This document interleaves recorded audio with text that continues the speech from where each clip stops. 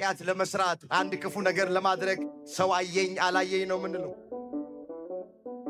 ጨለማን ነው ምንመርጠው።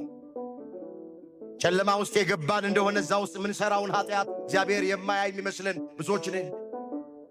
ከመጋረጃ በስተጀርባ ምንሰራውን ኃጢአት እግዚአብሔር ማያይ የሚመስለን ብዙዎች አለን። አካባቢ የቀየርን እንደሆነ፣ ሰፈር የቀየርን እንደሆነ፣ ሀገር የቀየርን እንደሆነ እዛ ምናደርገውን ክፉ ነገር እግዚአብሔር የማያይ የሚመስለን ሰዎች አሉ። አሁን የኛ መስፈርታችን ቤት ሰርቷል ወይ? መኪና ገዝቷል ወይ? ቤት ያለው ባል ከተገኘ ጥሩ ነው፣ ማን ይጠላል? ቤት ሰርቶ እሱ ካልተሰራ ምን ይጠቅምሻል? መኪና ገዝቷል። መኪና ያለው ባል ከተገኘ ጥሩ ነው፣ መኪና ገዝቶ ራሱን ካልገዛ ምን ይጠቅምሻል? እዛም ሚልከሰከስ ከሆነ፣ በዝሙት ሚረክስ ከሆነ፣ በቃል ኪዳን ሚስቱ ማይታመን ከሆነ ምን ዋጋ አለው? ቁሳቁስ ብር ኖሮት ወርቅ ኖሮት እግዚአብሔር ከሌለው እግዚአብሔር የማይፈራ ከሆነ ምን ይጠቅምሻል? እመኑኝ፣ እኛ ከእግዚአብሔር ጋር ከሆንን የትም ቦታ እንሆን፣ ተሰደን አገር ለቀን ብንሄድ እዛ በተሰደድንበት ቦታ ማን ይኖራል? እስር ቤት ውስጥ ብንጣል እስር ቤት ውስጥ ከኛ ጋር ማን ይሆናል? ታመን አልጋ ላይ ብንተኛ መኝታችንን ማን ያነጥፍልናል? ብንራብ ማን ያበላናል? ብንጠማ ማን ያጠጣናል? ብንታረዝ ማን ያለብሰናል? ሰው የዘራውን ያጭድ፣ ሰው እጁን ያገኘ። ሌሎቹን ባታለንበት መንገድ እኛም እንታለናል። እግዚአብሔርን በፍጹም ልባችን፣ በፍጹም ነፍሳችን፣ በፍጹም ኃይላችን የምናምነው ከሆነ ከእግዚአብሔር ጋር የምንሆንባቸው መንገዶች በርካታ ናቸው። እንዳትረሱ። ጸሎት የመጀመሪያው፣ እምነት። አማኝ ሁልጊዜ ከእግዚአብሔር ጋር ነው፣ እግዚአብሔርም ከሱ ጋር ነው። እግዚአብሔር ቢጎልብን የጎደለውን ማን ይሞላል? እኛ ከማጋራ ከሆነ። አጭቶ ማግባት በማን ነው? አግብቶ የተባረኩ ልጆች መውለድ በማን ነው? ሁሉ በማን ነው? ሁሉ በእግዚአብሔር። ወወልድ ወመንፈስ ቅዱስ አሃዱ አምላክ አሜን። እናቶች፣ አባቶች፣ እህቶች፣ ወንድሞች፣ ሕፃናትን ጨምሮ በእግዚአብሔር ሰላምታ እንደምን አመሻችሁ። አሜን። አምላካችን እግዚአብሔር ያለፈውን ጊዜ በሰላምና በጤና አስፈጽሞን በዕድሜያችን ላይ ይህችን ቀን ተጨማሪ አድርጎልን ቃሉ በሚነገርበት ስፍራ ላይ የሰበሰበን የአባቶቻችን አምላክ የእኛም አምላክ እግዚአብሔር ስለማይነገር ስጦታው ቅዱስ ጳውሎስ እንደተናገረ ክብርና ምስጋና ይግባው። የእናታችን የእመቤታችን የቅድስት ድንግል ማርያም ምልጃ፣ ጸሎት፣ በረከት ከሁላችን ጋር ይሁንልን። እግዚአብሔር አምላካችን በመካከላችን ተገኝቶ የተሰወረውን የወንጌል ምስጢር ለሁላችን ገልጦ የሚረባንንና የሚጠቅመንን ነገር እንዲያስተምረን የእሱ ቅዱስ ፈቃዶ ይሆንልን። ለዛሬ እግዚአብሔር በሰጠን ጊዜና ሰዓት የምንማማርበት የትምህርታችን ርዕስ የሚሆነው የነገር ፍጻሜ ከመጀመሪያው ይሻላል የሚል ይሆናል።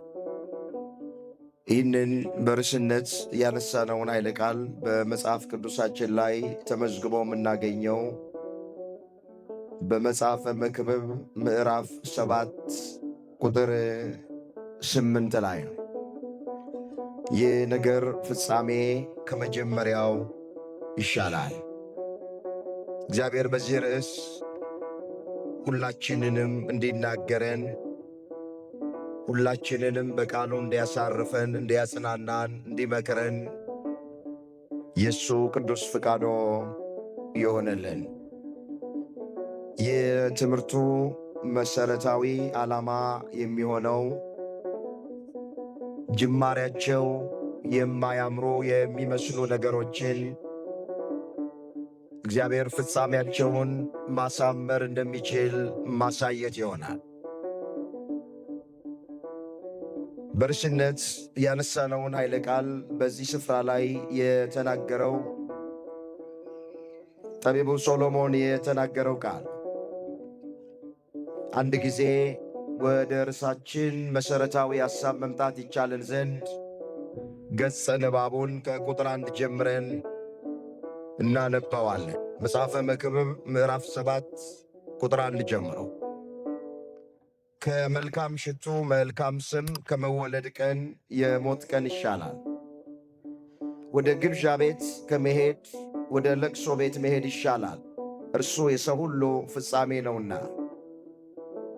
ሕያውም የሆነ በልቡ ያኖረዋል። ከሳቅ ሐዘን ይሻላል፣ ከፊት ሐዘን የተነሣ ልብ ደስ ይሰኛልና።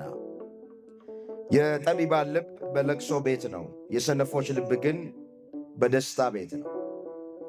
ሰው የሰነፎችን ዜማ ከሚሰማ ይልቅ የጠቢባንን ተግሣጽ መስማት ይሻለዋል።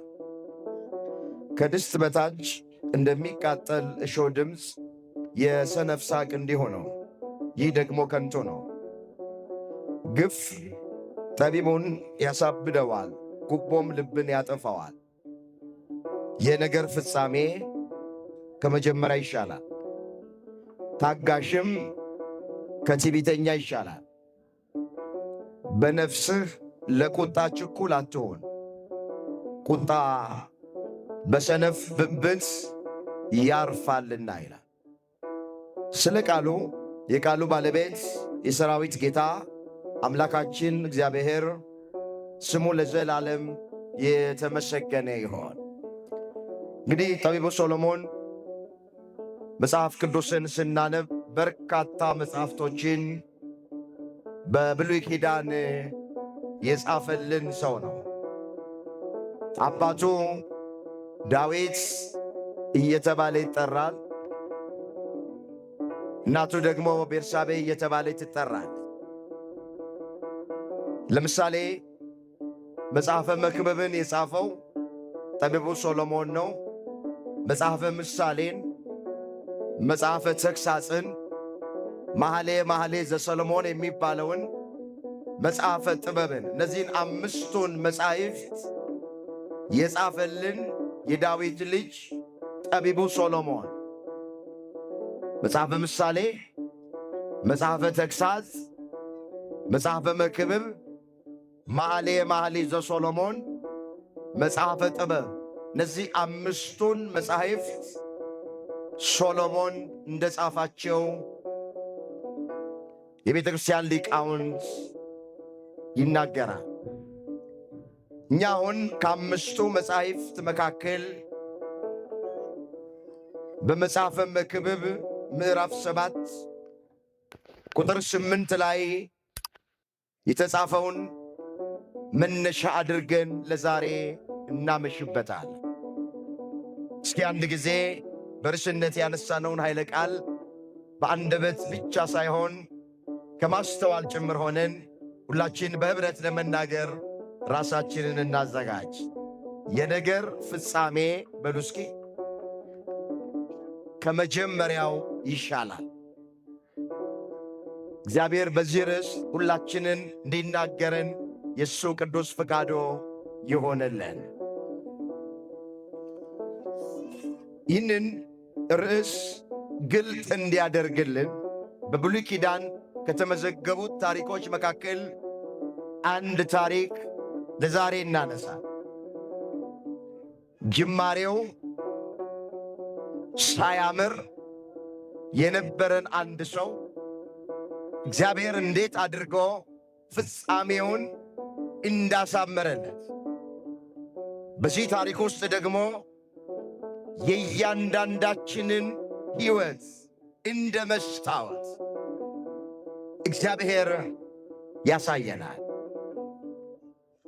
ታሪኩ ለብዙዎቻችን እንግዳ የሆነ ታሪክ አይደለም። ከዚህ ቀደም በአንድም ይሁን በሌላ መንገድ የሰማነው ታሪክ ግን የእግዚአብሔር ቃል ማለዳ ማለዳ አዲስ ነው። ነቢዩ ኤርምያስ ሲናገር ምን ብሎ ነው የተናገረው? ቃልህ ማለዳ ማለዳ አዲስ ነው ታማኝነትህም ብዙ ነው ብሎ ነው የተናገረ። የእግዚአብሔር ቃል ሁልጊዜ አዲስ ነው። ትናንት የተጽናናንበት ዛሬ የምንጽናናበት፣ ትናንት ያረፍንበት ዛሬ የምናርፍበት፣ ትናንት ጥያቄያችን የተመለሰበት ዛሬ ጥያቄያችን የሚመለስበት፣ ትናንት እንባችን የታበሰበት የእግዚአብሔር ቃል ዛሬም እንባችን የሚታበስበት። በማንም ሰው ይነገር መቼም ይነገር፣ ሁልጊዜም የእግዚአብሔር ቃል አዲስ ነው፣ አይሰለችንም። አሁን ከልጅነታችን ጀምሮ ውዳሴ ማርያም ስናደርስን ያደግነው፣ ግን ውዳሴ ማርያም እስካሁን አልሰለችን። ከልጅነታችን ጀምሮ በጾመ ፍልሰታው አንገታችን ላይ ነጠላ ታስሮልን ቤተ ክርስቲያን መተን ቅዳሴ እያስቀደስን ያደግነው። ማን ነው ቅዳሴ የሰለቸው? በዓለም ያለው መጻሕፍት ልቦለዶች አንድ ጊዜ ካነበብናቸው በኋላ ሁለተኛ ጊዜ ለማንበብ ይሰለቹናል። ፍጻሜያቸውን ስለምናውቅ፣ ታሪኩን ስለምናውቅ፣ ሰው የደረሳቸው ሰው የጻፋቸው ስለሆኑ የእግዚአብሔር መንፈስ ስለሌለባቸው በዓለም ያሉ ልቦለዶች ሰው ያዘጋጃቸው ወገኖቼ አንድ ጊዜ አንብበናቸው ሁለተኛ ጊዜ ማንበብ አንችል። መጽሐፍ ቅዱስ ግን ማለዳ ማለዳ አዲስ ነው። የእግዚአብሔር ቃል ግን ሁልጊዜም አዲስ ነው። ለምን ያሉ እንደሆነ በቃሉ ላይ የእግዚአብሔር መንፈስ ስላለበት። የማን መንፈስ?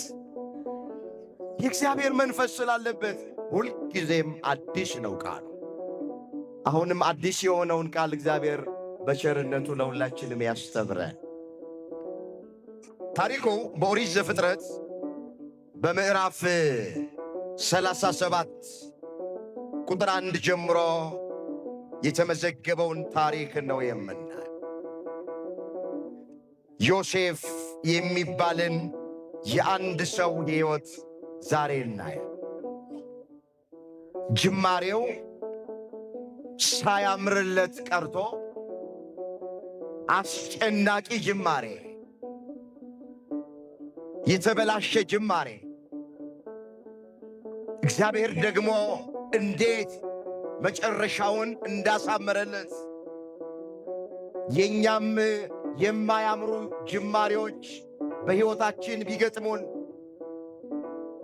እግዚአብሔር መጨረሻውን ማሳመር እንደሚችል እግረ መንገድ በንጽጽር የምናይበት ትምህርት ነው። ታሪኩ ሲጀምር እንዲህ ብሎ ይጀምራል። ኦሪት ዘፍጥረት ምዕራፍ 37 ቁጥር 1 ጀምሮ መለከተዋል። ያዕቆብም አባቱ በስደት በነበረበት አገር በከነዓን ምድር ተቀመጠ። የያዕቆብም ትውልድ ይህ ነው። ዮሴፍ የ17 ዓመት ልጅ በሆነ ጊዜ ከወንድሞቹ ጋር በጎችን ይጠብቅ ነበር ይላል። ሁላችን ታሪኩ እንደምናውቅ አብርሃም ጊዜው ቢቆይም ከሳራ ይስሐቅን ወልደዋል። ይስሐቅም ዕድሜው ለጋብቻ ሲደርስ ርብቃ የምትባልን ሴት አግብቶ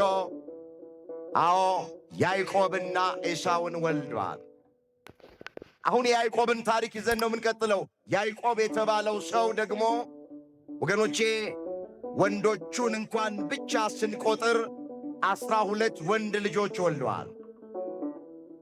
12ቱ ነገደ እስራኤል ተብሎ የሚጠሩት ማለት የያዕቆብ ልጆች ናቸው። ከ12ቱ ወንድ ልጆች መካከል ዮሴፍ የሚባል ልጅ አለው ያዕቆብ። ማን የሚባል አልኳችሁ? ሁላችሁም ንገሩኝ። ማን የሚባል? ዮሴፍ። ዮሴፍ የስሙ ትርጉም እግዚአብሔር ይጨምራል ማለት ነው። እግዚአብሔር ምን ይላል?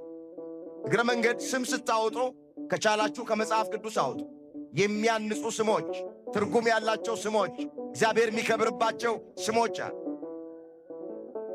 አሁን ዛሬ በጣም የሚያስደነግጡ ስሞች፣ ምንም ማያንጹ ስሞች፣ ትርጉም የሌላቸው ስሞች ብዙ ሰው ያወጣል። ወይም ስም ስናወጣ ታሪኩን አናውቅም፣ ለአጠራር ሥራ ማረ ብቻ ዝም ብለው ለልጆቻቸው ስም ያወጡ ሰዎች አሉ።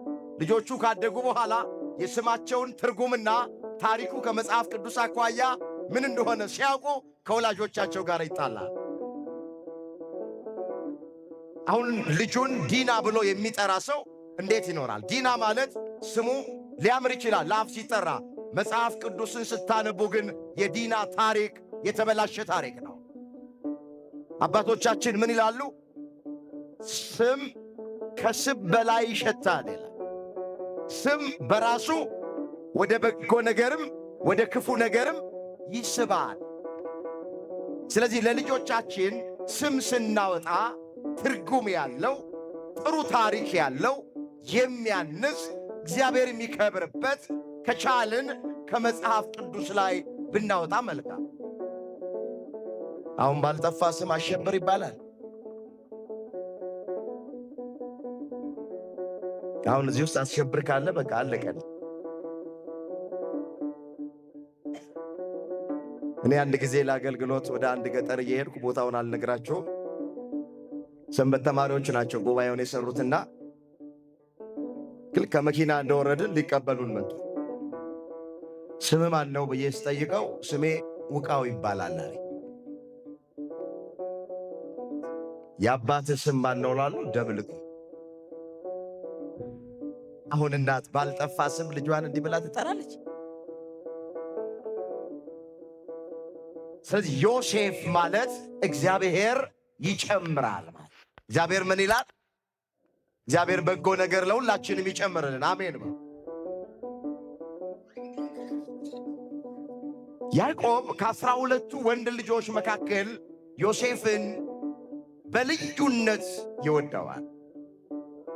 ለምን ያሉ እንደሆነ በስተርጅና የወለደው ልጁ ስለነበር፣ ዓይኑ ከፈዘዘ ሰውነቱ ከደነዘዘ በኋላ ካረጀ በኋላ የወለደው ልጅ ስለሆነ ከ12ቱ ወንድ ልጆቹ መካከል ያዕቆብ አብዝቶ የሚወደው ወይም አብልጦ የሚወደው ልጁ ዮሴፍን፣ አንድም በጣም ከሚወዳት ከራሔል 14 ዓመት ደጅ ጠንቶ ያገኘው ልጁ ስለሆነ ዮሴፍን ከልጆቹ ሁሉ ይልቅ ይወደዋል። አንዳንድ ጊዜ ቤት ውስጥ አባት የሚወደው ይኖራል፣ እናት የምትወደው ይኖራል። ይህ መጽሐፍ ቅዱስ ላይ የተመዘገበ ከፀሐይ በታች ምንም አዲስ ነገር።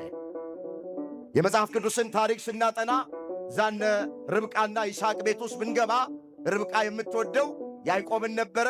ስትጠራው አቤት፣ ስትልከው ወዴት ስለሚላል።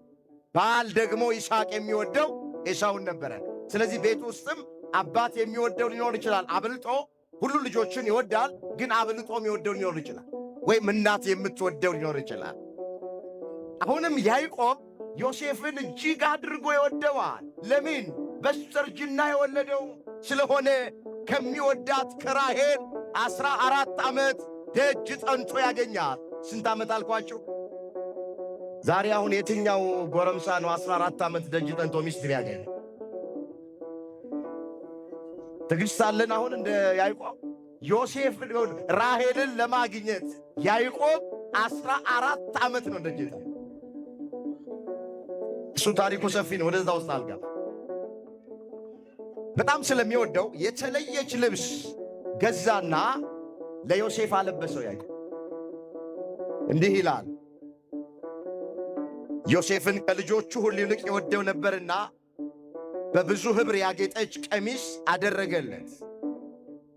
ከዚህ የተነሣ ወንድሞቹ አባታቸው ከልጆቹ ሁሉ ይልቅ እንዲወደው ባዩ ጊዜ ጠሉት፣ በሰላምም ያናግሩ ዘንድ አልቻሉ። የማያምር የዮሴፍ ጅማሬ እዚህ ጋር ነው የሚጀምረው። በገዛ ወንድሞቹ ተጠላ። እሱም ልጅ ነው፣ እኛም ልጅ ነን። የተለየ ልብስ አባታችን ለምንድን ነው ለወንድማችን የሚገዛው? ከሁላችን አብልጦ እሱን ለምን ይወደዋል ብለው 11 ወንድሞቹ በዮሴፍ ላይ በጠላትነት ተነሱበት። የማያምር የዮሴፍ ጅማሬ ይሄ ነው፣ በገዛ ወንድሞቹ መጠላት።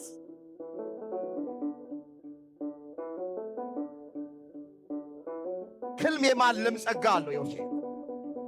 አንድ ቀን ሕልም አለመና ለወንድሞቹ ነገራቸው። በእርሻ መካከል ነዶ ስናስር አለ ዮሴፍ። የኔ ነዶ ቀጥ ብላ ቆመች። 11 ነዶ በእኔ ነዶ ዙሪያ ዞረው ሲሰግዱ በሕልሜ ተመለከትኩ። ፍቺው ምንድን ነው አለ። ለወንድሞቹ ነገራቸው። 11 ነዶ የተባልን እኛ 11 ወንድሞች ነን። መሃል ላይ የቆመችው ነዶ ያንተ ምሳሌ ናት። እኛ 11ችን ላንተ ልንሰግድ ነው እንዴ ብለው አስቀድመው ከጠሉት ጥል በላይ አብልጠው ጠሉት ይላል መጽሐፍ። የማያምሩ የዮሴፍ ጅማሬዎችን እያየን ነው። ጠሉት፣ በቃ ወንድሞቹ ለዓይናቸው ጠሉት። በሰላምም ያናግሩት ዘንድ አልቻሉም። የገዛ ወንድሞቹ ጠሉት። መጽሐፍ ምን ይላል? የሰው ጠላቱ የቤቱ ሰዎች ናቸው። ጠላት ከሩቅ አይመጣም። በዚህ በማቴዎስ ወንጌል ምዕራፍ 10 ቁጥር 36 ላይ የእግዚአብሔር ቃል ምን ይላል? የሰው ጠላቱ የቤቱ ሰዎች ናቸው። አቤልን የገደለው ወንድሙ ቃየን ነው። ዮሴፍን የጠሉት ኋላም የሚሸጡት ወደ ጉድጓድ የሚጥሉት እናየዋለን፣ የገዛ ወንድሞቹ ናቸው። ጌታችን መድኃኒታችን ኢየሱስ ክርስቶስን ለመስቀል ሞት አሳልፎ የሰጠው ከዋለበት የዋለ ካደረበት ያደረ የእጁን ተአምራት በዓይኖቹ የተመለከተ የቃሉን ትምህርት በጆሮቹ ያደመጠ ይሁዳ ነው። ኢየሱስ ክርስቶስን ለመስቀል ሞት አሳልፎ የሰጠው የሰው ጠላቱ የቤቱ ሰዎች ናቸው። ጠላት ከሩቅ አይመጣም። የቤተ ክርስቲያን ጠላቶች፣ የእኛ ጠላቶች ወገኖቼ የቅርባችን የሆኑ ሰዎች ናቸው። በጠላትነት ተነሱ። ሌላ ሕልም እንደገና አለመ ዮሴፍ። ምን አለ? በሕልሜ አለ 11 ከዋክብት ፀሐይና ጨረቃ ሲሰግዱልኝ ተመለከትኩ ብሎ ለአባቱ ነገረ። አባትየው እንደዚህ አድርጎ ፈታ። 11 ከዋክብት የተባሉት 11ዱ ወንድሞች ናቸው። ፀሐይና ጨረቃ እኔና እናትህ ነን። ሁላችን ላንተ መስገዳችን ነው እንዴ አለ አባትየው። ታሪኩ ሰፊ ነው። አንድ ቀን አገልግል አስያዘውና እስኪ ወንድሞችህ በበረሃ በምድረ በዳ በጎች እየጠበቁ ነው፣ በሰላም ናቸው ወይ? እስኪ ወሬያቸውን ይዘህ ናልኝ አለና አባቱ ያዕቆብ ዮሴፍን አገልግል አስይዞት ላከው ይላል። እሺ ብሎ ለአባቱ ታዞ አገልግል ይዞ ወደ ወንድሞቹ ጋር መጣ። ዮሴፍ ገና በሩቅ አዩት። ሕልመኛ ወንድማችን መጣ፣ ሕልሙ ሳይፈታ ደሙን ማፍሰስ አለብን፣ ነፍሱን ማጥፋት አለብን፣ መግደል አለብን፣ ሳይቀድመን እንቀድመዋለና። የገዛ ወንድሞቹ በዮሴፍ ላይ ወገኖቼ የሞት ድግስ ደገሱለት። ባጭር መቀጨት አለበታ። ከፍ ካለ ካደገ በኋላ ለሱ ምን ሰግድ ከሆነ እሱ በእኛ ላይ የሚሰለጥንብን ከሆነ እንቅደመው ብለው 11 ወንድሞች ቁጭ ብለው ተማከሩ። እሱ እኮ እነሱ የሚበሉትን አገልግል ይዞላቸው እየመጣ ነው። ወርቅ ላበደረ ጠጠር ይላሉ አባቶች። ተርበዋል ብሎ አባቴ ልኮኛል ብሎ የቤተ ክርስቲያን ታሪክ እንደሚነግረን ዮሴፍ አገልግሉን ይዞ በሚሄድበት ጊዜ ተራበ ይላል። ነገር ግን በተራበ ጊዜ እንኳን ከነሱ አገልግል ላይ አልበላም፣ አልተጠቀምም። ታማኝነቱን ተመልከቱ። እነሱ ክፉ ነው የሚያስቡበት፣ እነሱ ሊገሉት ነው የሚያስቡት። እሱ ግን ለነሱ ከያዘው አገልግል እንኳን አልቀምስም ብሎ መልእክቱን እስኪያደርስ ድረስ እነሱን በናፍቆት ነበር የሚጠብቃቸው። እነሱ ግን የሞት ድግስ ደግሰውለት ነበር።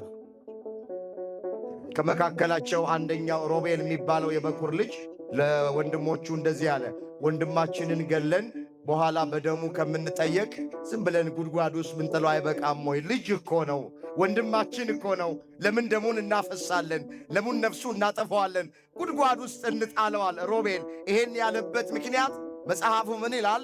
እነሱ ዘወር ሲሉ ከጉድጓድ ውስጥ አውጥቶ ወደ አባቱ ወደ ያዕቆብ ሊልከው ፈልጎ አንግደለው፣ ጉድጓድ ውስጥ እንጣለው አለ ሮቤል። እሺ ተባባሉና ለአባታችን ግን ምንድነው ማለት የሚገባን አሉ። ልብሱን በደም ለውሰን ነከረን፣ የምትወደው ልጅህ ሞቷል፣ እርምህን አውጣ ብለን ለያዕቆብ እንልካለን አሉት። ልብሱን አወለቁ፣ ልብሱን ገፈፉት። በደም ነከሩና ላኩለት ለያዕቆብ።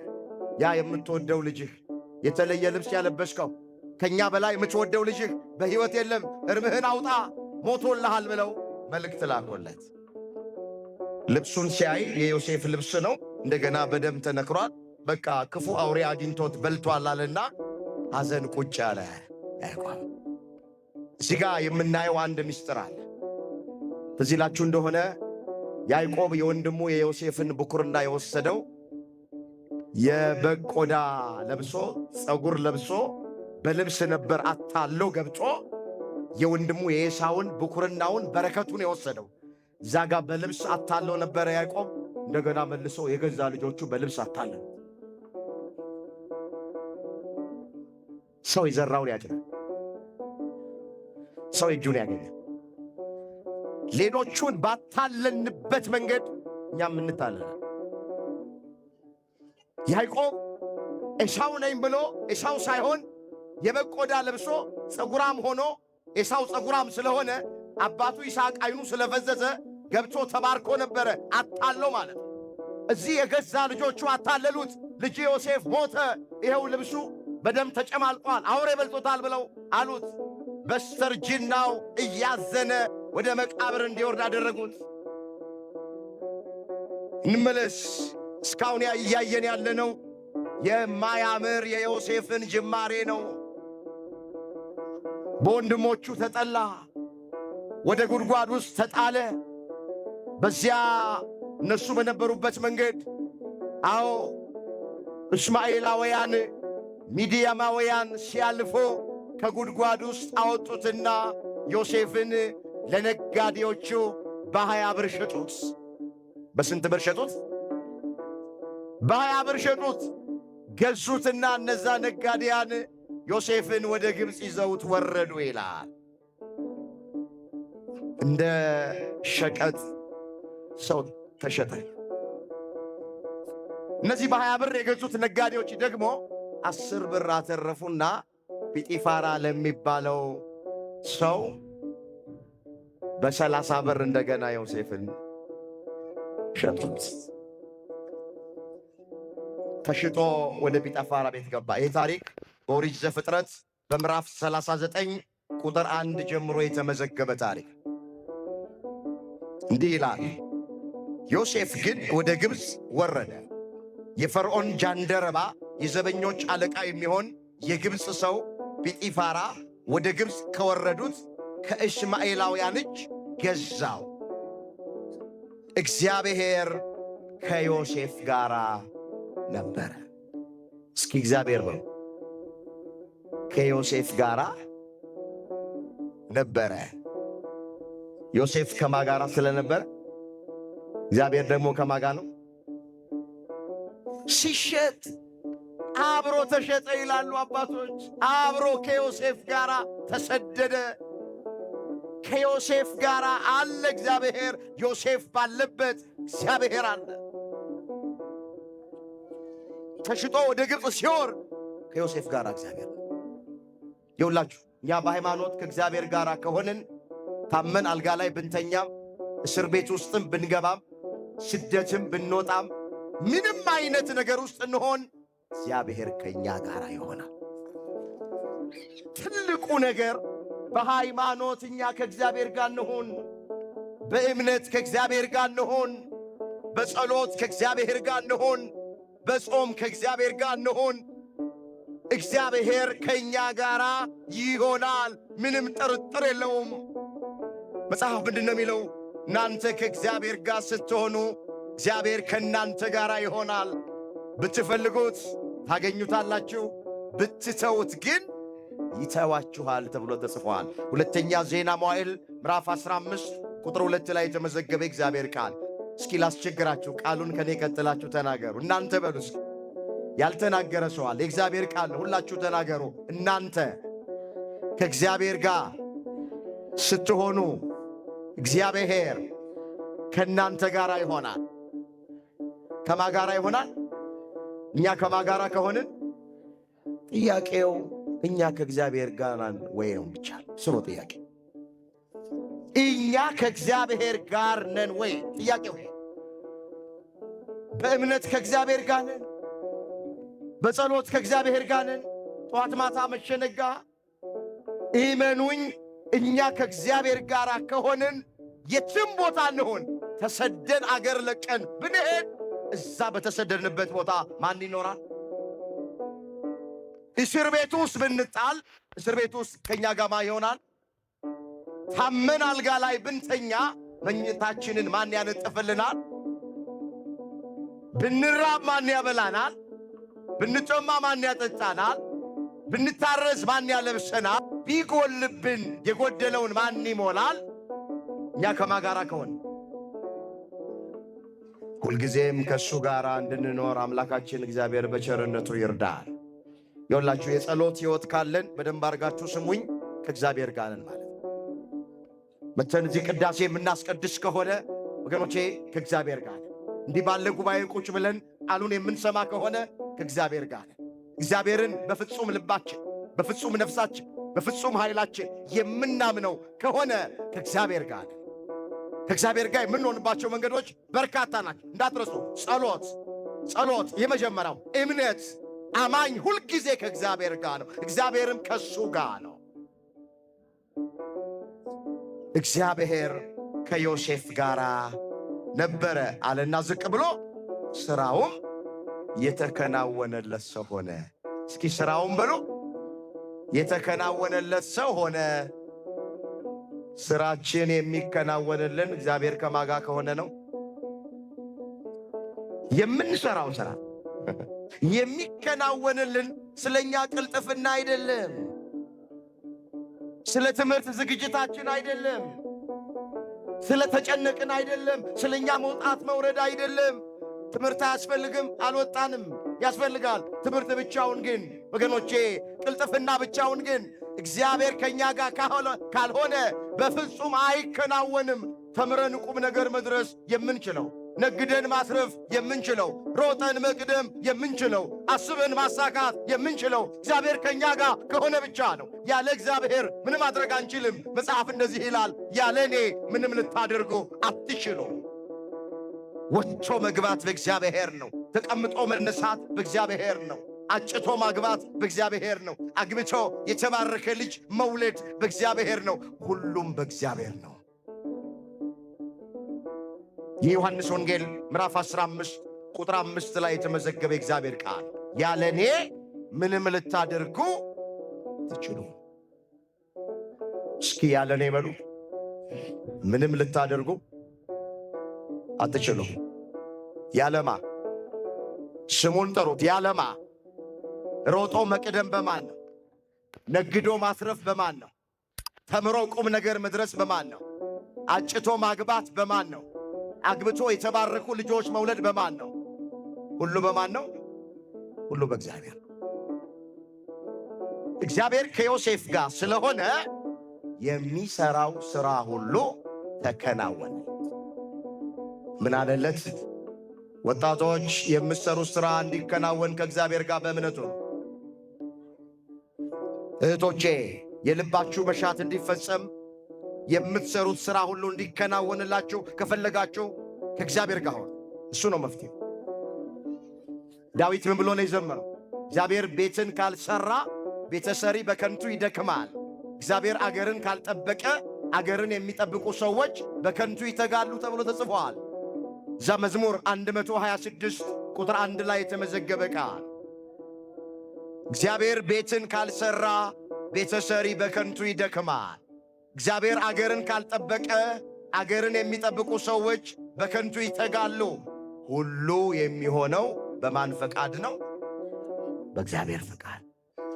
የሚሰራ ሁሉ ተከናወነለት። እንመለስ ወደ ቀደመ ነገራችን። በግብፃዊው ጌታም ቤት ነበረ። ጌታውም እግዚአብሔር ከእርሱ ጋር እንዳለ እርሱም የሚሰራ ሁሉ እግዚአብሔር በእጁ እንዳከናወነለት አየ። ዮሴፍም በጌታው ፊት ሞገስ አገኘ። ምን አገኘ? ሞገስ አገኘ። በቤቱ ላይ ሁሉ አሰለጠነው። ጲጢፋራ ዮሴፍ ሾመው። ያላንተ ፈቃድ ሚገባ ሚወጣ ነገር የለም ብሎ ከሚስቱ በስተቀረ ይሄ ንጉሥ ሁሉን ለዮሴፍ አሳልፎ ሰጠ። አንድ ቀን ዮሴፍ ከቤት ሲወጣ ሲገባ የዚህ ንጉሥ ሚስት አየችውና በሐፀ ዝሙት ተነደፈ ይችላል። ሌላ ፈተና መጣ። ሲወጣ ባቱን ሲገባ ደረቱን ይላሉ አባቶች። ዮሴፍን አየችውና አብረኸኝ ተኛ፣ ፍቃዴን ፈጽምልኝ አለችው። እጅግ ውብና መልከ መልካም ሰው ነበረ። ከራስ ፀጉሩ እስከ እግር ጥፍሩ ድረስ ውብ ነበረ። መልከ መልካም ልጅ ነበረ ዮሴፍ። መልኩ ያማረ ነው፣ ጠባዩ ያማረ ነው፣ እግዚአብሔርን የሚፈራ ነው፣ እግዚአብሔርን የሚያውቅ ነው። ሁለቱንም ውበት አስተባብሮ የያዘ ሰው ነው ዮሴፍ። ታውቃላችሁ፣ አንዳንዶቻችን ሥጋዊ ውበት ቢኖረን መንፈሳዊ ውበት ግን ብዙዎቻችን የለንም። ውጫዊ ውበት ያላቸው ብዙ ሰዎች ውሳጣዊ ውበታቸውን ስታዩ ባዶ ይሆናሉ። እግዚአብሔርን ማያውቁ ናቸው። መንፈሳዊነት ማይገባቸው ናቸው። ቤተ ክርስቲያን መምጣት ኋላ ቀርነት ይመስላቸዋል። መጾም፣ መጸለይ፣ ማስቀደስ ጊዜ የሌላቸው ሰዎች መሰብሰቢያ ይመስላቸዋል። ቤተ ክርስቲያን መሄድ በውጭ ስትዋቸው ሥጋዊ ውበት ሊሆናቸው ግን ይችላሉ። ዮሴፍ በውስጡም ውብ ነው፣ ልቡ ውብ ነው፣ በውጭም በሥጋውም ውብ ነው። እግዚአብሔር ሁለቱንም ውበት ለሁላችን ያድላል። እቺ ሴት ውበቱን አየችና በውበቱ ተሸነፈች። አብረኸኝ ካልተኛ ባሌ ቤት ውስጥ የለም፣ ፍቃዴን ፈጽምልኝ አለችው። ሰው ባለው ነገር ይፈተናል። ዮሴፍ ባለው ነገር ተፈተነ። እህቶቼ ምንድን ነው ፈተናቸው? ወንድሞቼ ምንድን ነው ፈተናቸው? አንዳንድ ጊዜ ውበት ፈተና ይሆናል። አንዳንዴ ስልጣን ፈተና ይሆናል። አንዳንዴ እውቀት ፈተና ይሆናል። ሰው ባለው ነገር ይፈተናል። ዮሴፍ በውበቱ ምክንያት ፈተና መጣ። ግድ አለችው። በቃ አብረኸኝ ተኛ፣ ፍቃዴን ፈጽም፣ ወድጄሃለሁ፣ ቤቴ ውስጥ ባል የለም፣ ማንም ሰው የለም አለችው። ዮሴፍ እንደዚህ አላት፣ ሰው ባይኖር እግዚአብሔር አለ አላት። ሰው ባይኖር ማን አለ?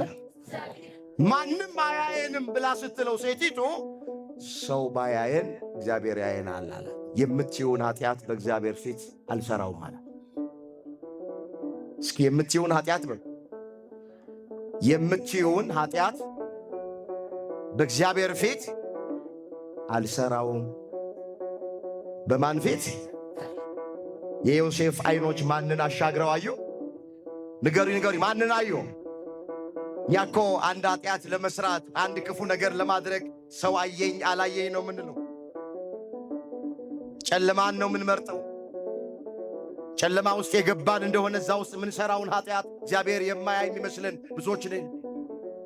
ከመጋረጃ በስተጀርባ ምንሰራውን ኃጢአት እግዚአብሔር የማያይ የሚመስለን ብዙዎች አለን። አካባቢ የቀየርን እንደሆነ፣ ሰፈር የቀየርን እንደሆነ፣ ሀገር የቀየርን እንደሆነ እዛ ምናደርገውን ክፉ ነገር እግዚአብሔር የማያይ የሚመስለን ሰዎች አሉ። ግን ዮሴፍ አይኖቹ የሚገርሙ ናቸው። ሰው የለም ስትለው ቤት ውስጥ አንቺ ሰው ባይኖር እኮ እግዚአብሔር አለ።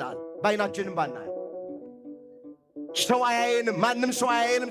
ሰው ባያየን እግዚአብሔር ያየናል። የምትይውን ኃጢአት በአምላኬ በእግዚአብሔር ፊት አልሰራውም አለ። የጥበብ መጀመሪያ ማንን መፍራት ነው? ዮሴፍ እግዚአብሔርን ፈራ።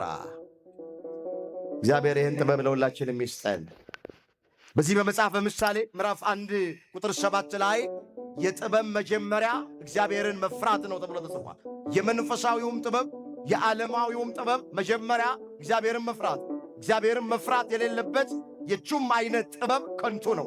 መንፈሳዊ ጥበብ ቢኖረን ጥሩ አድርጎ የመስበክ፣ ጥሩ አድርጎ የመዘመር፣ ጥሩ አድርጎ የመቀደስ፣ ጥሩ አድርጎ ቅኔ መቀኘት፣ ጥሩ አድርጎ ከበሮ የመምታት ጥበብ ኖሮን እግዚአብሔርን ማንፈራ ከሆነ ጥበብ መንፈሳዊ ከንቱ ነው። የጥበብ መጀመሪያ ማንን መፍራት ስለሆነ ደግሞ ዓለማዊ ጥበብ ኖሮን የሂሳብ፣ የፊዚክስ፣ የኬሚስትሪ መንኮራኩር የማምጠቅ ጨረቃ ላይ ቤት የመስራት 4-5 ቋንቋ የመናገር ጥበብ ኖሮን እግዚአብሔርን ማንፈራ ከሆነ ዓለማዊውም ጥበብ ከንቱ ነው ይለዋል መጽሐፍ። የጥበብ መጀመሪያ ማንን መፍራት ስለሆነ አምላካችን እግዚአብሔር እሱን የሚፈራ ልብ ለሁላችንም ያድለ። ይኸውላችሁ አሁን ትውልዱ እግዚአብሔርን ስለማይፈራ ነው ይህንን ወንጀል አሁን አይናችን የሚያየው ጆሮአችን የሚሰማ ወንጀል የሚፈጸመው። ትውልዱ እግዚአብሔርን አልፈራ ስላለ ነው። እግዚአብሔርን የማይፈራ ትውልድ ለሕገ መንግሥት መገዛት አይችል። እግዚአብሔርን የማይፈራ ትውልድ ለፖሊስ ሊታዘዝ አይችል። ይኸውላችሁ ለሀገራችን ለኢትዮጵያ የሚያስፈልገው ፈሪሃ እግዚአብሔርን ማወቅ መማር ነው። ፈሪሃ እግዚአብሔር ያለው ሰው ለትዳሩ ታማኝ ነው። እግዚአብሔርን የሚፈራ ባል ለቃል ኪዳን ሚስቱ ታማኝ ነው። እግረ መንገድ ሚስቶች ባል ስትመርጡ ስታጩ ምን አለው ብላችሁ አትበሉ። የሚቀድመው ነገር እሱ አይደል። እግዚአብሔርን ያውቃል ወይ በሉ። እግዚአብሔርን ይፈራል ወይ በሉ። ለእግዚአብሔር ከሆነ ላንቺ ይሆንሻል፣ ለእግዚአብሔር ካልሆነ ላንቺ አይሆንሽም። አሁን የኛ መስፈርታችን ቤት ሰርቷል ወይ፣ መኪና ገዝቷል ወይ? ቤት ያለው ባል ከተገኘ ጥሩ ነው፣ ማን ይጠላል? ቤት ሰርቶ እሱ ካልተሰራ ምን ይጠቅምሻል? መኪና ገዝቷል። መኪና ያለው ባል ከተገኘ ጥሩ ነው፣ መኪና ገዝቶ ራሱን ካልገዛ ምን ይጠቅምሻል? እዛም ሚልከሰከስ ከሆነ በዝሙት ሚረክስ ከሆነ በቃል ኪዳን ሚስቱ ማይታመን ከሆነ ምን ዋጋ አለው? ቁሳቁስ ብር ኖሮት ወርቅ ኖሮት እግዚአብሔር ከሌለው እግዚአብሔርን ማይፈራ ከሆነ ምን ይጠቅምሻል? ስለዚህ ሁላችሁ መስፈርታችን ፈሪሃ እግዚአብሔር፣ እሱን የሚፈራ ልብ እግዚአብሔር ለሁላችን በቸርነቱ ያደለን። የምትዩን ኃጢአት በእግዚአብሔር ፊት አልሰራውም ማለት ማን ስለፈራ ነው? እግዚአብሔርን የሚፈራ ሰው ነጋዴውም ታማኝ ይሆናል፣ ባልም ታማኝ፣ ሚስትም ታማኝ። ወገኖቼ ሁሉም ሰው ታማኝ መሆን የሚችለው ፈሪሃ እግዚአብሔርን የሚያውቅ ከሆነ እሱን የሚፈራ ልብ እግዚአብሔር ለሁላችን በቸርነቱ ያደለን። እምቢ አላት፣ በቃ አልፈጽምም አላት። ታሪኩ እንደምናው እምቢ ሲላት አንድ ቀን ጠበቀችና ተጠመጠመችበት ይላል። አስገድዳ እንትን ልትል ማለት ነው። ተጠመጠመችበት፣ ፍቃዴን ፈጽምልኝ ብላ ስትጠመጠምበት ልብሱን አወለቀና ሮጦ ከቤቱ ወጣ ይላል። አሁን ወጣቶች እንደዚህ አይነት አጋጣሚ ቢገኝ እንኳን ዘንቦብሽ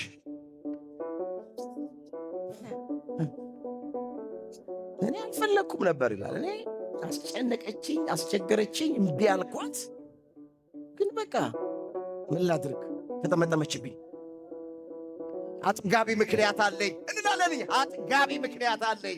የኔ አይደለም ፍላጎቱ ፍቃዱ፣ እሷ ናት ያስጨነቀችኝ። ዮሴፍ እንደዚህ አይነት ቀልድ የለም። ልብሱን አወለቀላትና ከቤት ውስጥ ሮጦ ወጣ። መጽሐፍ ከዝሙት ሽሹ ይላል። ከዝሙት እንድንሸሽ አምላካችን እግዚአብሔር ይርዳል። ሰው የሚሰራው ኃጢአት ሁሉ ከሥጋ ውጪ ነው። ዝሙትን የሚሰራ ሰው ግን በገዛ ሥጋው ላይ ይሰራል ኃጢአት። ሥጋ ለእግዚአብሔር ነው፣ ሥጋ ለጌታ ነው እንጂ ለዝሙት አይደለም ይላል ሐዋርያው ቅዱስ ጳውሎስ። ወጣቶች ንጽሕናችሁን ጠብቁ፣ እስክታገቡ ድረስ ክብራችሁን ጠብቁ።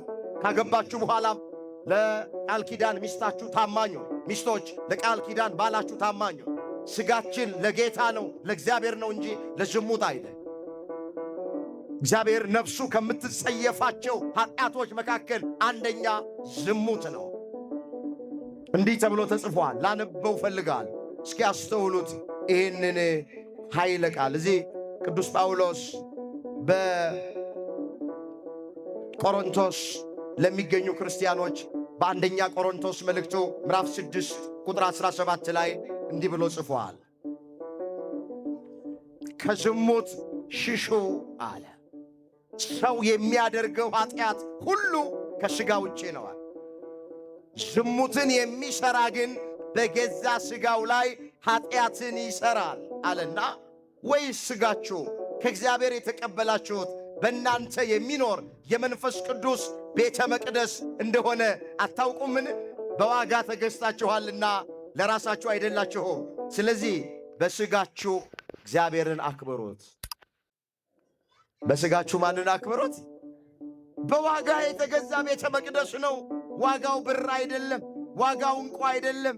ዋጋው ክርስቶስ ሥጋውን ቆርሶ ደሙን አፍስሶ በዋጋ ተገዝተናል። ባካችሁ ይሄ ቤተ መቅደስ የእያንዳንዳችን ቤተ መቅደስ በዋጋ የተገዛ ነው፣ ዋጋ የተከፈለበት ነው። ስለዚህ ቤተ መቅደሳችንን ከዝሙት እንጠብቀው፣ በዝሙት አናቆሽሸው፣ በንጽሕና እንያዘው። ዮሴፍ የምትሆን ዝሙት በእግዚአብሔር ፊት አልሰራውም ብሎ ልብሱን ጥሎላት ወጥቶ ከቤት ርቆ ሸሽቶ ሄደ ይላል። ስንቶቻችንን ቤተ መቅደስ የተባለ ሰውነታችን ዋጋ እንደተከፈለበት ምናቅ? መቼ ሰው ታውቃላችሁ ዋጋ የተከፈለበትን ነገር ያከብረዋል። አሁን ሰው በስጦታ መልክ ውድ ዋጋ ወጥቶ የገዛልን የአንገት ሐብል፣ የእጅ አምባር፣ ስልክ ወይም በጣም የምንወደው ልብስ ካለ ዋጋውን ካወቅ ነው። አንቺ ይሄን ሽቶ የገዛውልሽ በዚህ ዋጋ ነው ቃለን፣ ይሄንን ወርቅ፣ ይሄን ቀለበት፣ ይሄን የጆሮ እንትን የገዛውት በውድ ዋጋ ነው ካሉን ሰዎች ስለተከፈለለት ዋጋ ብለን ዕቃውን እናከብረዋል። ሰውነታችን ክርስቶስ ዋጋ ከፍሎበታል። ባካችሁ እህቶቼ፣ ወንድሞች በኃጢአት አናቆሽሸው። አንተ ለዕቃ የምንሰጠውን ክብር፣ ጓደኛችን ለሰጠን ዕቃ የምንሰጠውን ክብር ቤተ መቅደስ ለተባለ ሰውነታችን ለምንድን ነው ክብር ማንሰጠው? ለምንድን ነው በስካር ምናቆሽሸው? ለምንድን ነው በዝሙት ምናቆሽሸው? ለምንድን ነው በሐሜት፣ በተንኮል፣ በምቀኝነት፣ በዘረኝነት ለምንድን ነው ምናቆሽሸው? መቅደሳችንን ዋጋ የተከፈለበት መቅደስ ነው። ክርስቶስ ሥጋውን ቆርሶለታል፣ ደሙን አፍስሶለታል፣ ውድ ዋጋ ከፍሎለታል። በዋጋ ተገዝታችኋል ማለት ይሄ ነው። እንመለስ። ዮሴፍ አልሰራም ብትይውን ኃጢአት አልሰራም። ከዚህ በኋላ አልሳካልሽ ሲላት ሴቲቱ ጮኸች፣ ድምጿን ከፍ አድርጋ ጮኸች። ወታደሮቹ መጡ። ቤተ መንግሥት ውስጥ ነው ያለችው፣ የንጉሥ ሚስት ናት። ምን ሆነሻል አሉት። ይሄ ምናምንቴ ዕብራዊ ከትቢያ ከአፈር ባሌ አንስቶ ቤተ መንግሥት ቢገባ ሆዱ ሲሞላ ደረቱ ሲቀላ የባሌን ቤት አለመኖር አየና ካልደፈርኩሽ ብሎ ተነሳብኛለች። ጅራፍ ራሱ ገርፎ ራሱ ይጮሃል። ፍቃዱ የራሷ ሆኖ ጥያቄው የራሷ ሆኖ ፍቃዴን ካልፈጸምክ ያለችው እሷ ሆኖ አልሳካ ሲላት ግልበጥ አለችና ካልደፈርኩሽ ብሎ ተነሳለች። እሱ ስደተኛ ነው፣ የሰው ሀገር ሰው ነው። እሷ የንጉሥ ሚስት ናት። ከእሱ ይልቅ እሷን አመኗትና ወታደሮቹ በላሉ እጅና እግሩን አስረው ነገሩ እስኪጣራ ድረስ ብለው ወደ ወህኒ ቤት ወረወሩት። ሌላኛው የማያምር የዮሴፍ ጅማሬ። ያለ ወንጀሉ እንደ ወንጀለኛ ተቆጠረ፣ ያለ በደሉ እንደ በደለኛ ተቆጠረ። እስር ቤት ውስጥ ተጣለ። ከሱ ይልቅ እሷ የምትናገረው ተሰማ። ታማኝ ሆና ተቆጠረች። አንዳንዴ ይህንን እናያለን በዓይናችን፣ ይህን እንሰማለን በጆሮአችን። እውነት ይዘን እያለቀስን እያነባን እኔን አድምጡኝ፣ እኔን ስሙኝ፣ እውነት ያለው እኔ ጋ ነው ስትሉ በሆነ ነገር ከእናንተ የተሻሉ የሆኑ ሰዎች ሸትም አድርገው እነሱ ይታመላሉ። ተገፋ፣ በግፍ እስር ቤት ውስጥ ገባ፣ ታሰረ። አባቶቻችን ምን ይላሉ? እስረኞች ሁሉ ወንጀለኞች አይደሉም ይላሉ። እስረኞች ሁሉ ምኖች አይደሉም? ምን ይሆን ዮሴፍ አሁን ምን የሚያሳስር ነገር አለው? ምን ወንጀል አለበት? ዝሙት አልሰራም ያለ፣ ንጽሕናዬን አላጎድፍም ያለ፣ በእግዚአብሔር ፊት ነውር አላደርግም ያለ። ይሄ የሚያሾም ነው፣ ይሄ የሚያሸልም ነው፣ ይሄ ማዕረግ የሚያሰጥ ነው፣ ይሄ ክብር ነበረ። ግን እንደ ወንጀል ተቆጠረበትና ለወህኒ ተላልፎ ተሰጠ። ዓለም እንደዚህ ናት። ዓለም ፍትሕ የላት። የሚፈቱትን ታስራለች፣ የሚታሰሩትን ትፈታለች። ከዓለም ፍትሕና ዳኝነት አትጠብቁ። እውነተኛ ዳኛ ማን ብቻ ነው? ንገሪ፣ ማን ብቻ? ፍትሕ የሚሰጠው ማን ነው?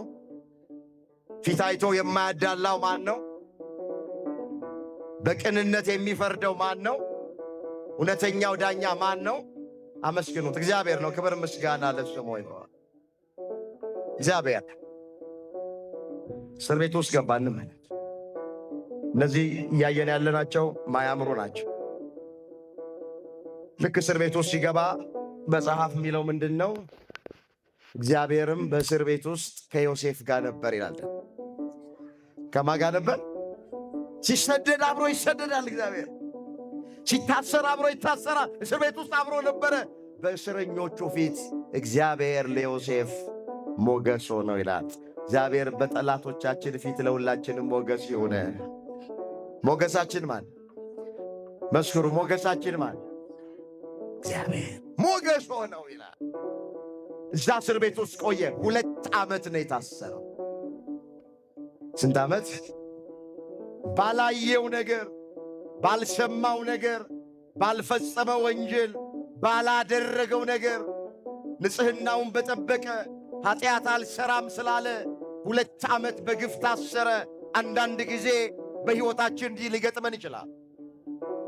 ወንጀል ሳንሰራ፣ ሕግ ሳንተላለፍ፣ ወገኖቼ ኃጢአት ሳይገኝብን ለክፉ ነገር ተላልፈን ልንሰጥ እንችላለን። እንዳትደነቁ፣ ኢየሱስ ክርስቶስ በመስቀል ላይ የተሰቀለው፣ ጎኑን በጦር የተወጋው፣ እጆቹን በሚስማር የተቸነከረው ኃጢአት ሰርቶ አይደለም፣ ወንጀል ተገኝቶበት አይደለም። ንጹሕ ባሕሪ ነው። ሲሰድቡት መልሶ ያልተሳደበ ነው። መከራ ሲያደርሱበት ያልዛተ ነው። ነገር ግን እንደ ክፉ አድራጊ ቆጥረውት በመስቀል ላይ ሰቅለውታል። በሚስማር ቸንክረውታል።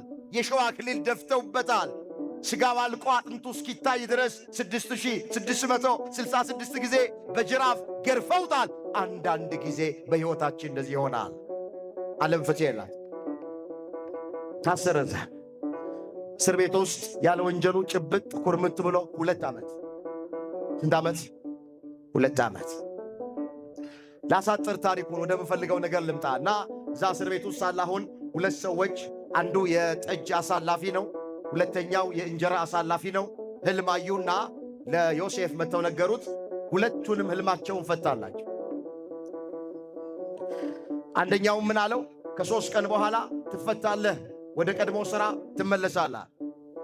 አንደኛውን አንተም ከ3 ቀን በኋላ ትፈታለህ፣ ነገር ግን በአደባባይ ላይ ንጉሡ ያሰቅልሃል። አንተ የምትፈታው ወደ ቀድሞ ሥራ ልትመለስ፣ አንተ ግን የሚያሳዝነው የምትፈታው በአደባባይ ንጉሡ ሊያሰቅል ነው ብሎ የሁለቱንም ሕልም ፈታ።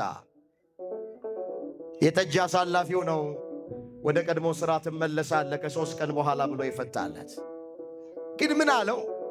ከተፈታ በኋላ እኔ በግፍ ስለታሰርኩኝ ያለ ወንጀሌ ስለሆነ ወደ ወህኒ የተጣልኩት ለንጉሡ ንገርልኝና ከእስራቴ አስፈታኛል። ከእስራቴ ምን በለኝ? ለማን ንገርልኝ?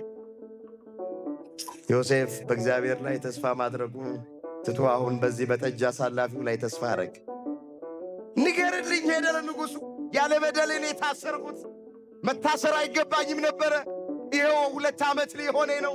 ስለዚህ እንዳትረሳኝ አስበኝ አደራ ብሎ ያንን ጠጅ አሳላፊ ተስፋ አደረገ። ሰዎችን ተስፋ አታድርጉ። ተስፋችን ማን? ንገሩኝ፣ ማን ነው ተስፋችን? ሰው ቢያምኑት ይከዳል። ሰው ተስፋ ቢያደርጉት ያሳፍራል። ሰው ቢደገፉት ይሰበራል። ሸምበቆ ነው። ቢያምኑት ማይከዳ፣ ተስፋ ቢያደርጉት የማያሳፍር የድንግል ልጅ አማኑኤል ነው። ክብር ምስጋና ለስሙ ይሆን። እሱ ነው የሚታመነው። ዝቅ ብሎ ስታነቡት ምን ይላል? የጠጅ አሳላፊው ግን ዮሴፍን አላሰበውም፣ ረሳው ይላል። ምን አረገው? ሰው ይረሳናል። ማይረሳን ማይዘነጋን አምላካችን እግዚአብሔር የገዛ ወንድሞቻችን ሊረሱን ይችላል። አያድርስ ነው። እህታችን ልትረሳን ትችላለች። የወለደ አባት የወለደች እናት ልትረሳ ትችላለች። ባልንጀራችን ጓደኛችን ሊረሳን ይችላል። በሰው እንዳትታመኑ፣ ሰውን ተስፋ እንዳታደርጉ። ምን አለ ዳዊት? በሰው ከመታመን በእግዚአብሔር መታመን ይሻላል። በገዢዎች ተስፋ ከማድረግ በእግዚአብሔር ተስፋ ማድረግ ይሻላል አለ መዝሙር 117 ቁጥር 8 ላይ። እስኪ ቃሉን ከኔ ቀጥላችሁ ተናገሩ። በሰው ከመታመን በሉስ በእግዚአብሔር መታመን ይሻላል። በገዢዎች ተስፋ ከማድረግ በእግዚአብሔር ተስፋ ማድረግ ይሻላል። ይሻላል አይሻል? ማን ነው እግዚአብሔርን አምኖ የጎደለበት ያጣማ? ማን ነው እግዚአብሔርን ተስፋ አድርጎ ያፈረ? እግዚአብሔር ቢያምኑት ባካችሁ አይከዳም። እግዚአብሔር ተስፋ ቢያደርጉት አያሳፈርም። አይናችሁን ከሰው ላይ አንሱ። እግዚአብሔርን ተስፋ አድርጉት። መጽሐፍ የሁሉም ዓይን አንተን ተስፋ ያደርጋል። አንተም እጅህን ትከፍታለህ፣ ምግባቸውንም በየጊዜው ትሰጣቸዋለህ አለ ዳዊት። እዚህ ዳዊት መዝሙር 144 ቁጥር 15 ላይ የተመዘገበ ቃል የሁሉም ዓይን አለ አንተን ተስፋ ያደርጋል፣ አንተ እጅህን ትከፍታለህ፣ ሥጋ ለለበሰ ሁሉ ምግባቸውን በጊዜ ትሰጣቸዋለህ። እሱን ተስፋ እያደረገ እንድንኖር አምላካችን እግዚአብሔር ይርዳል። ረሳው እንመለስ። ያ የጠጅ አሳላፊ እንዳትረሳኝ አሳስብልኝ፣ አደራ በግፍ ነው የታሰርኩት ለንጉሡ ንገርልኝ ያለው ሰው አላስበው ረሳው ይላል። ስለዚህ ልክ በጌታ ቀኝ እንደተሰቀለ ወንበዴ ጌታ ሆይ በመንግሥት በመጣ ጊዜ ምን በለኝ አለው። ምን በለኝ? ዛ የሉቃስ ወንጌል ምዕራፍ 23 ቁጥር 48 ላይ የተመዘገበ ቃል ነው። ጌታ ሆይ አለው በመንግሥት በመጣ ጊዜ አስበኝ አለ። በቃ አስበኝ ማለት የሚገባን አምላካችንን ነው። አስበን ማለት የሚገባን መድኃኔዓለምን ነው። እሱ ያስባል ወገኖች። ከገባንበት ቅራኔ ውስጥ ሊያወጣን ይችላል። ጥያቄያችንን ይመልሳል፣ እንባችንን ያብሳል፣ እንቆቅልሻችንን ይፈታል፣ ታሪካችንን ይቀይራል፣ የራቀውን ነገር ያቀርባል፣ የጎደለውን ነገር ይሞላል፣ የተቆረጠውን ነገር ይቀጥላል። መድኃኔዓለምን አስበኝ በሉት። ወደ የጎደላችሁ እህቶቼ ምንድን ነው የጎደላችሁ? በእግዚአብሔር ታመኑ፣ እግዚአብሔርን ተስፋ አድርጉ፣ እሱን አስበኝ በሉት።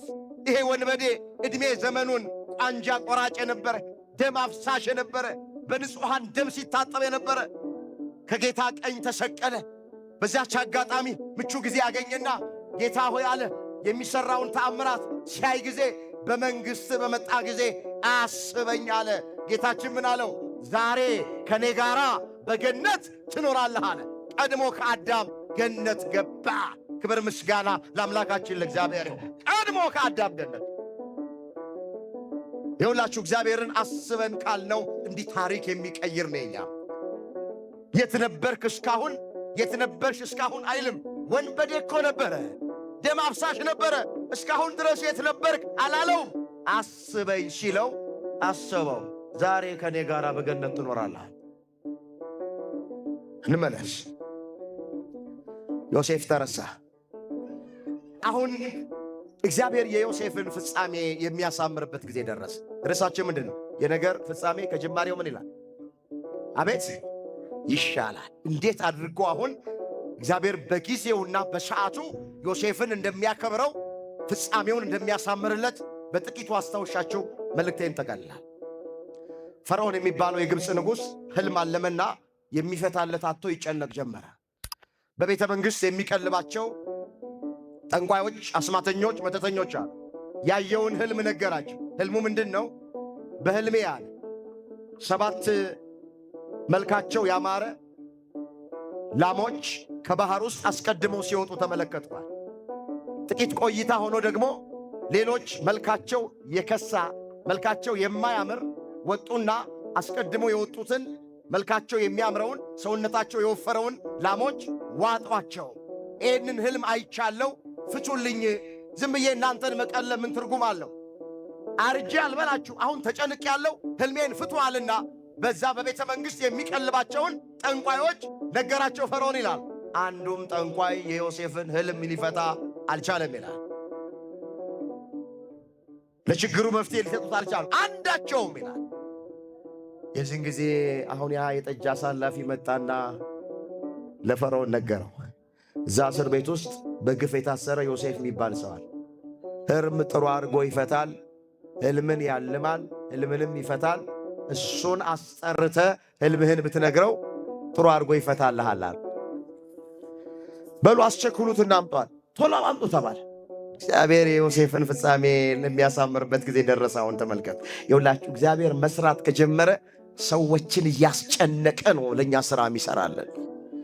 ፈርዖንን አስጨነቀው፣ በሕልም አስጨነቀው። ሕልም አይቶ የሚፈታለት አጣ።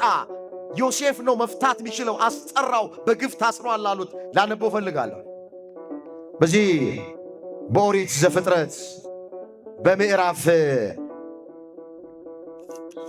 41 ላይ የተመዘገበ ቃል ከ2 ዓመትም በኋላ ከስንት ዓመት በኋላ? 2 ዓመት ነው የታሰረው በግፍ። ፈርዖን ሕልም አየ። እነሆም በወንዝ ዳር ቆሞ መልካቸው ያማረ ሥጋቸው የወፈረ 7 ላሞች ከወንዙ ወጡ፣ በውሃ ዳርም በመስክ ይሰማሩ ነበር። ከነርሱ በኋላ መልካቸው የከፋ ሥጋቸው የከሳ ሌሎች 7 ላሞች ከወንዙ ወጡ። በእነዚያም ላሞች አጠገብ በወንዙ ዳር ቆመው ነበረ። መልካቸው የከፋ ሥጋቸው የከሳ እነዚያ ላሞችን መልካቸው ያማረውን ሥጋቸው የወፈረውን 7ቱን ላሞች ዋጧቸው። ይሄ ነው ሕልሙ። ማን ይፍታ? ዮሴፍ ይጠራ ተባለ። ቅድም እንደተረክ ቁጥር 14 ላይ እንደዚህ ይላል። ዘፍጥረት 41 ቁጥር 14 ፈርዖን ልኮ ዮሴፍን አስጠራ፣ በግዞት ቤትም አስቸኮልት። እርሱም ተላጨ፣ ልብሱንም ለወጠ፣ ወደ ፈርዖንም ገባ። ፈርዖንም ዮሴፍን አለው፣ ሕልምን አየሁ፣ የሚተረጉምም አልተገኘም። ሕልምን እንደሰማ እንደምትተረጉም ስላንተ ሰምቻለሁ አለ። ዝናህን ሰምቻለሁ። ጥሩ አድርገህ ሕልም እንደምትፈታ ሕልመኛ እንደሆን ይሄ ጸጋ እንዳለ ስላንተ ዝና ሰምቻለሁ። እባክህ ሕልሜን ፍታልኛል። ሕልሜን ምን በልልኝ? ይኸውላችሁ እግረ መንገድ ሕልም ሁሉ ከእግዚአብሔር አይደለም። አሁን አንዳንዱ ሰዎች በሕልማቸው ቀይ ሴት ካዩ አርሴምዬን አየኋት ትላለች። አንቺ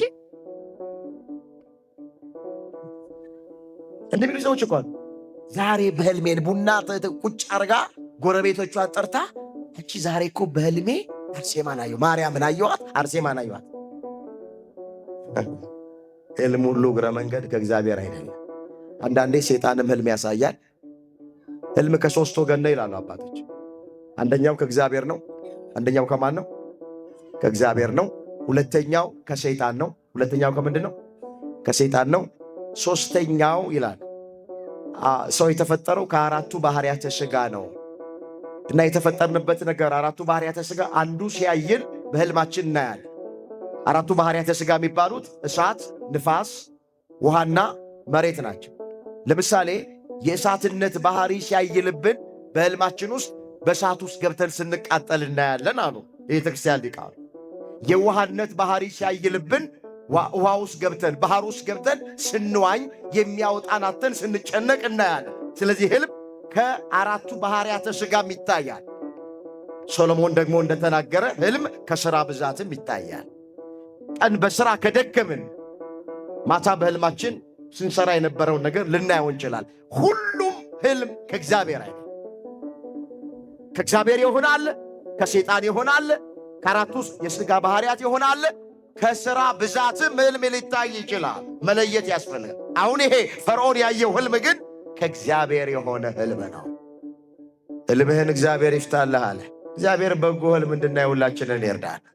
በአቅማችን እንድናልም እግዚአብሔር ይርዳል። እትየዋ ንስሐ አባቷ ጋር መጣች አሉ። ሕልም አየሁ ብላ እስኪ እናንሳት እችን ሴት ምንድነው ያየሽው ሲሏት፣ በሕልሜ አለች ልብሰ ተክህኖ ለብሼ ሞጣይት ደርቤ ጥምጥም ጠምጥሜ የወርቅ ጽና ይዤ ቤተ መቅደሱን ሳጥን አየሁ አለች ሴትየዋ። የንስሐ አባቷ ደነገጡና እስኪ ድገሚ አሏት። በሕልሜ ልብሰ ተክህኖ ለብሼ ሞጣይት ደርቤ እንደገና የወርቅ ጽና ይዤ መቅደሱን ሳጥን አየሁ አላች። ሰሙና እኛ አባት ምን አሏት? አንቺ ሴት ምነው በአቅምሽ ብታልሚ አሉ። በምንሽ? በአቅማችን እንድናልም እግዚአብሔር ይርዳል። ሕልም ሁሉ ከእግዚአብሔር አይደለም። ይሄ ሕልም ግን ከእግዚአብሔር። ምን አለው ፈርዖን ለማነው ዮሴፍ? እኔ ሕልምህን አልፈታልህም፣ ሕልምህን የሚፈታልህ እግዚአብሔር ነው አለ። ማንም ይፈታልህ? አልተመጻደቀም ዮሴፍ፣ አልተኩራራም፣ አልታበየም። ጸጋው እኮ አለው ሕልም የመፍታት። እኔ እፈታለሁ አላለም፣ እግዚአብሔር ይፈታልሃል አለ። ክብርን ሁሉ ለእግዚአብሔር እንድንሰጥ እግዚአብሔር ይርዳል። አሁን እኛ ብንሆንስ እቺ ጸጋ ብትኖረን ስንት ትከፍለኛለህ ነው መጀመሪያ ምንደራደረው። ፈታልሃለሁ ግን ስንት ትከፍለኛለህ? እኔ እግዚአብሔር ብዙ ነገር የማይሰጠን ወገኖቼ፣ እኔ እውነቴን ነው የምላችሁ፣ በጣም ወደ ንግድ ውስጥ እንዳንገባበት ፈልጓል። አሁን ጌታችን እንደዚህ ያለ ጉባኤ እያስተማረ ሰዎቹ ሲራቡ 5 እንጀራና 2 ዓሣ አበርክቶ ለ5,000 ሕዝብ አመግቧል። አሁን ይሄ ጸጋ ለኛ ቢሰጠን ኖሮ ጥቂቱን አበርክቶ የመመገብ ጸጋው ቢሰጠን ኖሮ ይቻላል። ወደ ሂሳብ ውስጥ ወደ ስሌት ውስጥ ነበር የምንገባው። ስለዚህ እግዚአብሔር ይውላችሁ ብዙ ነገር የማይሰጠን በሱ ላይ እንዳንኮራበትና በተሰጠን ጸጋ ደግሞ እንዳንጠፋ ስለሚፈልግ ይመስለኛል። ስንት ትከፍለኛለህ አላለም ዮሴፍ። ሕልምህን እፈታለሁም አላለም። ያንተን ሕልም የሚፈታው እግዚአብሔር ነው አለ። ማን ነው አለ? ክብርን ለማሰጠ ዮሴፍ የምታደርጉትን ሁሉ ለእግዚአብሔር ክብር አድርጉት ተብሎ ተጽፏልና እዛ አንደኛ ቆሮንቶስ 10:31 ላይ ሁሉ ለእግዚአብሔር ክብር እንድናደርገው እግዚአብሔር ይርዳል። ፈታለት ጥሩ አድርጎ 7 ላሞች አስቀድሞ ከወንዙ መውጣታቸው በግብፅ ምድር ላይ 7 ዓመት ጥጋብ ይሆናል። ጥጋብ ይሆናል፣ ይትረፈረፋል፣ በረከት ይሆናል። 7 የከሱ ላሞች ከኋላ ከወንዙ ወጥተው የመጀመሪያዎቹን መዋጣቸው ከ7 ዓመት ጥጋብ በኋላ 7 ዓመት ደግሞ ረሃብ ይሆናል። ይሄ ነው እግዚአብሔር ላንተ ያሳየ ሕልም። ይሄ በጥጋቡ ሰዓት በደንብ የረሃቡን ዘመን ማለፍ እንድትችሉ ሰብሉን፣ እህሉን፣ ምግቡን በደንብ አርጋችሁ ሰብስቦ እግዚአብሔር ወደፊት የሚሆነውን ነገር አስቀድሞ በሕልም ነግሮሃል። ሕልሙ ሲፈታ ይሄ ነው አለው። ደስ አለው ፈርዖን። ከጣቱ ላይ ያለውን ቀለበት አወለቀና ለዮሴፍ አጠለቀለት። አስኒት የምትባል በጣም መልከ መልካም ውብ ቆንጆ ልጅ ነበረችው፣ የንጉሡ የፈርዖን ልጅ። እሷን አመጣና ሚስት አድርጎ አጋባው። ከዚህ በኋላ ምን አለው? በግብፅ አገር ያላንተ ፈቃድ ምንም የሚወጣና የሚገባ ነገር የለም። በግብፅ ላይ እኔ ጠቅላይ ሚኒስትር አድርጌ ሾሜሃለሁ። ከኔ በታች አገሪቱን የምታስተዳድረው አንተነ። ያላንተ ፈቃድ የሚወጣና የሚገባ ነገር የለም ብሎ በግብፅ አገር ላይ ዮሴፍን ፈርዖን ከፍ ከፍ አደረገው። እግዚአብሔርም መጨረሻውን አሳመረለት። ክብር ምስጋና ለአምላካችን ለእግዚአብሔር ይሁን። ያ የማያምር የነበረ ዮሴፍ ጅማሬ ዘግይቶ ቆይቶ መጨረሻውን እግዚአብሔር አሳመረለት። በእስር ቤት ውስጥ አሳለፈና ጠቅላይ ሚኒስትር አደረገው ዮሴፍን። እግዚአብሔር በረከት የሚሰጠን በመከራ ወረቀት ጠቅልሎ ነው ይላሉ አባቶች። እስኪ እግዚአብሔር በሉ። በረከትን የሚሰጠን በመከራ ወረቀት ጠቅልሎ ነው። ስለዚህ ሁላችሁ መጀመሪያ ሕይወታችሁ ላይ ማያምሩ ነገር ቢገጥሟችሁ ተስፋ አትቁረጡ። ይኸው ዮሴፍ አስተማሪ። ታገሱ፣ ጽኑ፣ እግዚአብሔርን ጠብቁት። መጨረሻውን እግዚአብሔር ማሳመር ይችላል። ይችላል አይችል? አቤት ይኸው ይችላል እኮ አሳይ። ማን ነው አሁን ይሄ በመጽሐፍ ቅዱስ ባይጻፍ የሚያምነው? ዮሴፍ በዚህ ውስጥ አልፎ ይህን ያክል ክብር፣ ይህን ያክል ሹመት፣ ይህን ያክል ማዕረግ፣ ይህን ያክል በረከት አገኘ ብሎ መጽሐፍ ቅዱስ ላይ ባይጻፍ ኖሮ ማን ያምን ነው? ግን እግዚአብሔር የሚሳነው ነገር የለም። ለሰው የማይቻል ሁሉ ለማን ይቻላል? አምላካችን እግዚአብሔር መጨረሻችንን ያሳምርልን። እስኪ መጨረሻ የለ ድገሙት፣ እስኪ ሰልሱት፣ አሳምርልኝ። ሁልጊዜ የሚወላችሁ ወንድሞቼ እህቶቼ፣ ለጸሎት እግዚአብሔር ፊት ስትቆሙ መጨረሻዬን አሳምርልኝ በሉት። የዮሴፍን መጨረሻ እንዳሳመርክ ነው የኔንም መጨረሻዬን አሳምርልኝ እንጂ ጅማሬያችሁን እያያችሁ በሕይወታችሁ ውስጥ የሚሆነው ነገር እያያችሁ በፍጹም እንዳታጉረማ፣ እንዳትማራ። እግዚአብሔር ተወኝ፣ እግዚአብሔር ረሳኝ ይላል። ጌታ አለ ሁሉ ነገር ሲደርስብኝ እንዳትሉ፣ ጠብቁትስ፣ ጽኑ። ጸሎታችሁ እንዳታቋርጡ፣ ጉባኤ መካፈላችሁ እንዳታቋርጡ፣ ቅዳሴ ማስቀደሳችሁ እንዳታቋርጡ፣ በየገዳማቱ መሄዳችሁ እንዳታቋርጡ፣ ሥጋው ደግሞ መቀበላችሁ እንዳታቋርጡ፣ አስራት በኩራት ማውጣታችሁን እንዳታቋርጡ፣ ጾማችሁን መጾማችሁን እንዳታቋርጡ፣ የድርሻችሁን ዝም ብላችሁ ተወጡ። ያን ጊዜ እግዚአብሔር መጨረሻን ማሳመር ይችላል። የነገር ፍጻሜው ከመጀመሪያው ይሻላል። ይበቃናል። ያስተማረን፣ የመከረን፣ የገሰጸን የአባቶቻችን አምላክ እግዚአብሔር ስሙ የተመሰገነ ይሆን። ድንግል ማርያም ጣዕሟን በአንደበታችን ፍቅሯን በልባችን ትሳልብን። እግዚአብሔር አምላካችን በተማርነው ትምህርት 30፣ 60፣ 100 ያማረ ፍሬ እንድናፈራ ሁላችንን በቸርነቱ ይርዳን። የሁላችንን መጨረሻ መድኃኔ ዓለም ያሳምረልን።